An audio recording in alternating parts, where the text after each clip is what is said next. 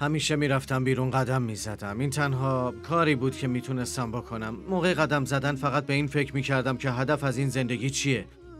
بعد شروع کردم به سرچ کردن در مورد احتمالات و حدس و گمانها بر روی اینترنت.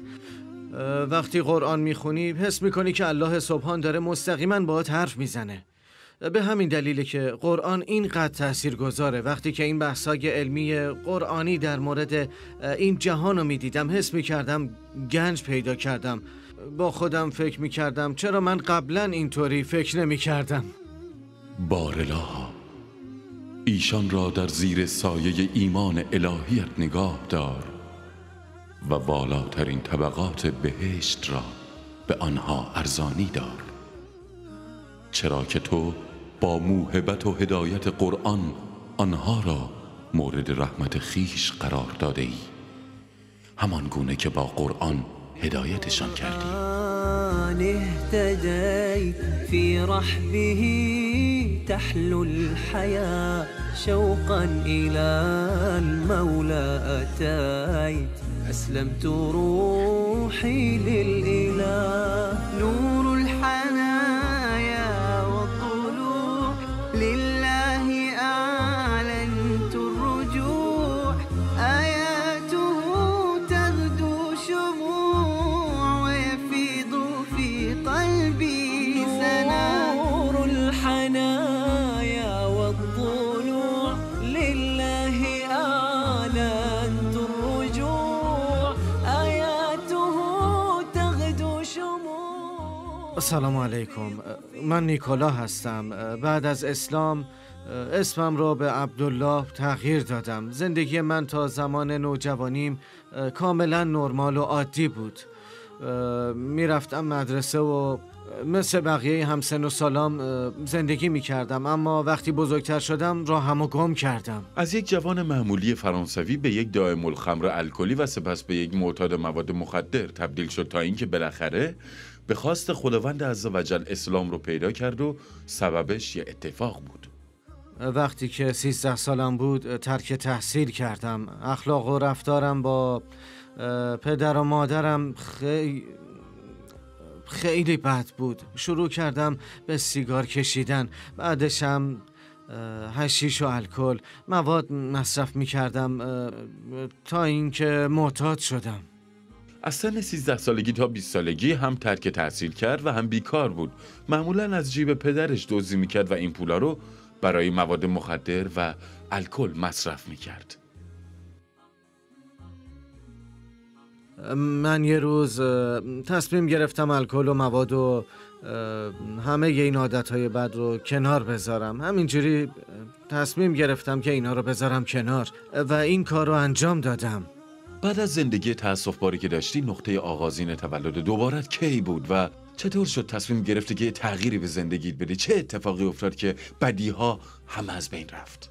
همینطور که گفتم زندگیم به جاهای تاریکی رسیده بود و اشتباهات خیلی زیادی مرتکب شده بودم. وقتی که تصمیم گرفتم جلوی این عادت‌ها و اشتباهات رو بگیرم، مشکلات روحی و روانی شدیدی داشتم. نمیتونستم غذا بخورم، نمیتونستم بخوابم، همش میرفتم بیرون و قدم میزدم. این تنها کاری بود که میتونستم بکنم. موقع قدم زدن فقط به این فکر میکردم و دنبال پاسخ به این سوال بودم که هدف از این زندگی چیه؟ چیز دیگه‌ای که توجهمو جلب میکرد پلاک ماشینا بود. بعضی از شماره هایی که روی پلاک ها بودن در ماشینای مختلف تکرار شده بودن. به نظرم خیلی عجیب می اومد.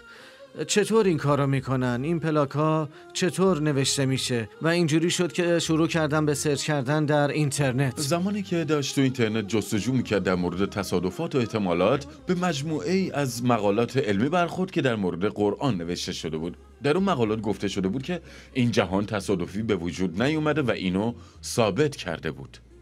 نوشته بود که این جهان تصادفی خلق نشده و دلیل زندگی ما عبادت الله سبحانه و همه چیزهایی که اطرافمون وجود داره و حتی انسانها نشانه هایی از جانب الله هستن و این برای خردمندان کافیه.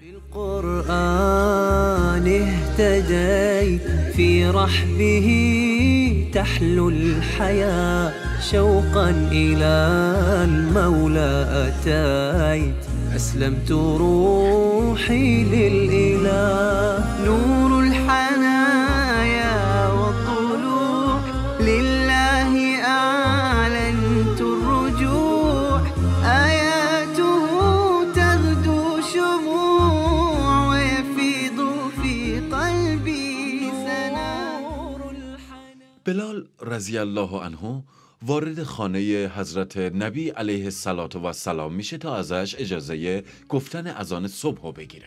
دید که پیامبر در حال گریه کردنه. چنان گریه میکردن که اشکاشون قطره قطره روی زمین و لباساشون میریختن و اونا رو خیس میکردن و بلال خطاب به ایشون گفت یا رسول الله شما که هیچ گناهی ندارین و گناهان قبل و بعدتون هم که آمرزیده شده. پیامبر بزرگوارمون فرمودن ای بلال مگر نباید بنده شکرگزاری باشم؟ امروز آیاتی از جانب خدا بر من نازل شده که وای بر کسانی که این آیاتو بخونن و توجهی نکنن. خواهش میکنم با دقت گوش کنین. این سخن در مورد همه ما مسلموناست. رسول الله میفرمایند وای بر کسانی که این آیه ها را بخوانند و عمیقاً در آنها نیندیشند. الله سبحانه و تعالی میفرمایند إن في خلق السماوات والأرض واختلاف الليل والنهار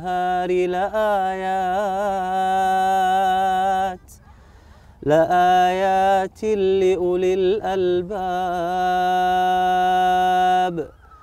الذين يذكرون الله قياما وقعودا وعلى جنوبهم ويتفكرون في خلق السماوات والأرض ربنا ما خلقت هذا باطلا سبحانك فقنا عذاب النار.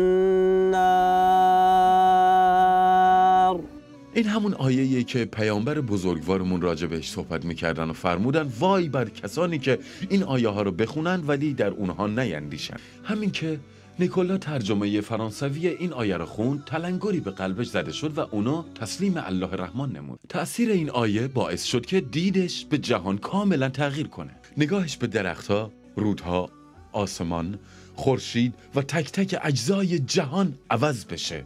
دیگه برای عبدالله همه اینا نشونه‌های بزرگی از وجود خالقی عظیمن که خیلی ازش غافلن. با خودم گفتم خب همه چی روشنه، چرا اینا قبلا به فکر خودم نرسیده بود؟ اینکه الله رحمان خالق این جهانه و بر انجام هر کاری تواناه. این آیات باعث شد که به حقیقت و هدف زندگی دست پیدا کنم. بعد شروع به خواندن قرآن و یاد گرفتن معانیش کردم. تک تک آیه ها تأثیر عمیقی روی قلبم میذاشتن. وجودم پر شده بود از احساسات بی‌نظیر. سبحان الله، سبحان الله، غیر قابل توصیف بود. وقتی که آدم قرآن رو میخونه حس میکنه که الله داره مستقیم باهاش صحبت میکنه. حس عجیبیه. برادر عبدالله این نشونه برگزیدگی تو و محبت الله به تو. الله سبحانه و تعالی تو رو انتخاب کرده که مسلمون بشی و هدایت مردم و نسل‌های زیادی به سوی اسلام به کمک الله و به دست تو صورت بگیره.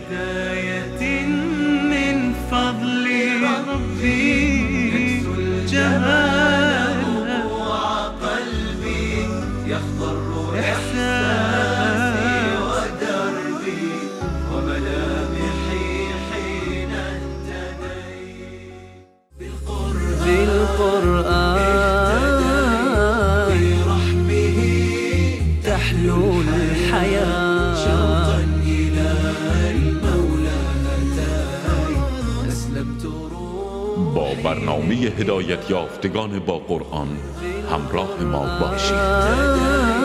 برحمه تحلو الحياة شوقا إلى المولى أتاي أسلمت روحي للإله. كان المدى أشواك حتى كساه الندى والقلب قد أرضاك يا رب حين اهتدى، يا رب حين اهتدى.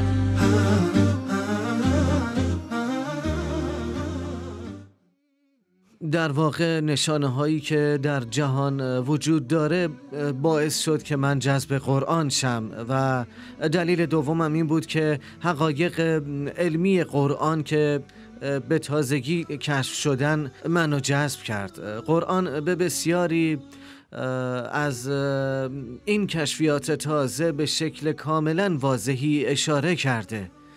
گذشته از همه اینها نوشته های داخل قرآن همه ثابت شدن و اینا باور منو محکمتر می کردن. احساسی که داشتم غیر قابل توصیفه، اما مثل یه نور وجودم و زندگیمو روشن کرده بود. همه انسان ها میتونن این نور رو پیدا کنن. از رحمت‌های الله رحمان واسه ما اینه که باعث میشه هر وقت میخواد شخصی رو هدایت کنه نشونه ها و علائمی براش میفرسته. خیلی وقتا این نشونه ها دردناک و سخت نیستن، مثل اتفاقایی که برای برادرمون عبدالله افتاده، اما گاهی اوقات این نشونه ها چیزایی از قبیل تصادف، بیماری، مرگ و از دست دادن عزیزی و این جور نشونه های دردناکه. تحمل این نشونه ها سخته که باعث میشه شما در نهایت به الله پناه ببرین. برای بازگشت به سوی الله تعالی منتظر وقوع این نشونه ها نباشید. به جهان بنگرید و نشونه های یگانگی الله رو در تک تک این نعمت ها ببینید. با تمام وجود خوشحال بودم وقتی که این بحث های علمی قرآنی در مورد این جهان رو جستجو کردم. حس می کردم گنج پیدا کردم. با خودم می گفتم چرا من قبلا اینطور فکر نمی کردم؟ ارزش اینها از گنج خیلی بیشتره، چرا که حقیقت و هدف زندگی ماست. مسلمان بودن فقط عمل کردن به دستورات نیست، باور و ایمان قلبی هم به همون اندازه مهمه. بعد از اینکه قلبش از دوستی به اسلام پر شد، تصمیم گرفت که وقتی تنهاست خودش شهادت این رو به زبون بیاره. عبدالله آدم خجالتی بود و دوست نداشت که تو مسجد و در مقابل افراد زیادی شهادت این رو بخونه. اوایلش اصلا آسون نبود، چون شیطان هنوزم در گوشم زمزمه میکرد تا وسوسم کنه. مثلا میگفت که تو عرب نیستی، پس واسه چی مسجد میری؟ این دین تو نیست. مردم در موردت چی فکر میکنن؟ برای همین سعی کردم یاد بگیرم که چطور به زبان فرانسوی توی خونه نماز بخونم. برای یاد گرفتن این مسجدم نمی رفتم و خودم با خوندن و گشتن توی اینترنت همشو به تنهایی یاد گرفتم. اون موقع اطلاعات کاملی از دین نداشتم. کم کم به مرور زمان یاد گرفتم. بعد از اون تمام دوستای دوران جاهلیتم رو رها کردم و شروع کردم به مسجد رفتن و اونجا با برادرای آشنا شدم که دوستای جدیدم شدن و خیلی بهم کمک کردن. سبحان الله. بیاین هممون از این تجربه استفاده بکنیم. الله رحمان در مورد خلوت کردن میفرمایند که بگو من تنها شما را اندرز میرهم و میخواهم که دو به دو و به تنهایی خالصانه برای خدا به پا خیزید و سپس بیندیشید که رفیق شما هیچ گونه دیوانگی ندارد و بلکه فقط شما را از عذاب سختی که در پیش است هشدار میدهد. برادر عبدالله، از واکنش پدر و مادرت برامون بگو. پدر و مادرم با مسلمون شدنم مشکلی نداشتن، چون میدیدن که بعد از مسلمون شدن چقدر متحول شدم. پدر مادرش زندگی سختی رو سپری کرده بودن. زمانی فرزندشون در اعتیاد و مشروب غرق شده بود، اما بعد از مسلمون شدنش کاملا شاهد تغییر فرزندشون بودن. تغییر به اندازه یه تفاوت سیاه و سفید بود. اونا دیده بودن که من قبل از اسلام چه آدم بدی بودم، برای همین بعد از مسلمون شدنم از این همه تغییر شگفت زده بودن و این روشون تأثیر مثبتی گذاشت. حالا پدرم با اینکه مسیحی همراه من میاد، میریم برای کل خانواده گوشت و مرغ حلال میخریم. من بعد از اینکه مسلمون شدم، پدرم هم در دین خودش مسیحیت مؤمن‌تر شد. میبینم که بچه ها رو در مورد باورها و اعتقادات مسیحیت آموزش میده و هر هفته میره کلیسا. اعتقاد داره که بین مسلمونا و مسیحی‌ها تفاوت زیادی وجود نداره. گاهی اوقات ترجمه بعضی از آیات رو از روی کتاب یا اینترنت براش میخونم تا اونم بتونه از واقعیت‌های قرآن بهره‌مند شه و راه درست رو پیدا کنه. سعی میکنم انحرافات مسیحی ها رو بهش نشون بدم. جوف الظما لما بكى جفني دما والدرب خاف جهنما لجأت للقرآن يا روضة منهجا لأولي النهى يا غيمة نرنو لها وسماؤها القرآن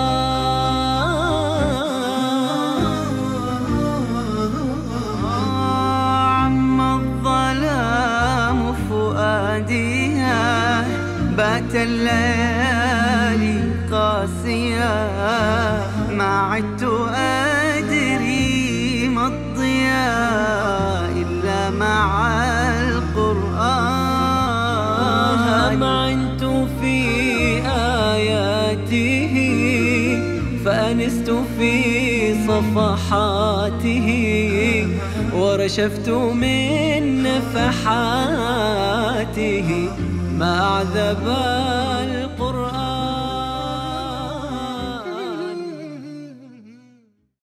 من در چشمان عبدالله صدق و راستی رو دیدم و همینطورم انگیزه قوی برای حفظ کردن کتاب الله. من که قلباً از دیدار با عبدالله و شنیدن آیات کتاب الله به قرائت اون خوشحال شدم. اعوذ بالله من الشیطان الرجیم بسم الله الرحمن الرحیم عما يتساءلون عن النبأ العظیم الذي هم فيه مختلفون كلا سيعلمون ثم كلا سيعلمون ألم نجعل للأرض مهادا والجبال أوتادا وخلقناكم أزواجا وجعلنا نومكم سباتا وجعلنا الليل لباسا وجعلنا النهار معاشا. قرآن به زندگی اون نور بخشیده و همین باعث شده که عبدالله انگیزه زیادی برای یاد گرفتن زبان عربی پیدا کنه تا بتونه معانی قرآن رو به زبان فرانسه به همه یاد بده. بعد از مسلمون شدنت زندگی در کنار کلام الله چطور بود؟ آیا روزانه قرآن میخونی و آیا با آیاتش زندگی میکنی؟ بهمون بگو. من همیشه سعی میکنم که روزانه قرآن بخونم چون برام یه قوت قلبه. فرق نمیکنه غمگین باشم یا خوشحال. معنا و محور زندگی من قرآنه. گاهی آیات قرآن رو به عربی میخونم و در معنیشون میاندیشم. به تلاوت‌های عربی گوش میکنم و همزمان ترجمه فرانسویشون رو میخونم. علاوه بر اون کتاب‌های تفسیر به زبان فرانسوی رو مطالعه میکنم تا هرچه بیشتر بتونم پیام‌های قرآن رو متوجه بشم. تأمل در قرآن برام مهمه. ماشاءالله الحمدلله. صحبت کردن با ما و مصاحبه امروز برات یکم سخت بود. شنیدم که داشتی دعای حضرت موسی رو میخوندی. میتونی یکم از معنیش برامون بگی؟ موسی گفت پروردگارا سینه‌ام را گشاده کن، کارم را آسان گردان، گره از زبانم بگشای تا سخنانم را بفهمند. از الله صبحان میخوام که تو رو در راه اسلام استوار و ثابت قدم نگه داره و پدر مادرت رو به اسلام هدایت کنه و همینطور برادران تو و آرزوتو برآورده کنه تا در زندگی روزی بیاد که خانواده، دوستانت و اطرافیانت مثل خودت مسلمون بشن. واسه بهترین رو آرزو میکنم خداوند موفقت بکنه. در پناه الله سالم. ممنونم شیخ. أسير بدرب قرآني فيشرق صبح والحاني أرتله وأحفظه وأقرأه بمعاني أسير بدرب قرآني ربيعي أنس أيامي صديقي بوح أحلامي شفاء الهم والشقوى يداوي جرحي دامي ربيعي أنس أيامي صديقي بوح أحلامي شفاء الهم والشقوى يداوي جرحي دامي ولما تهت ثم أتيت لدرب كلام رب البيت وجدت النور والسلوى مع القرآن اهتديت مع القرآن اهتديت أسير بدرب قرآني فيشرق صبحه الحاني أرتله وأحفظه وأقرأه بمعاني أسير بدرب قرآني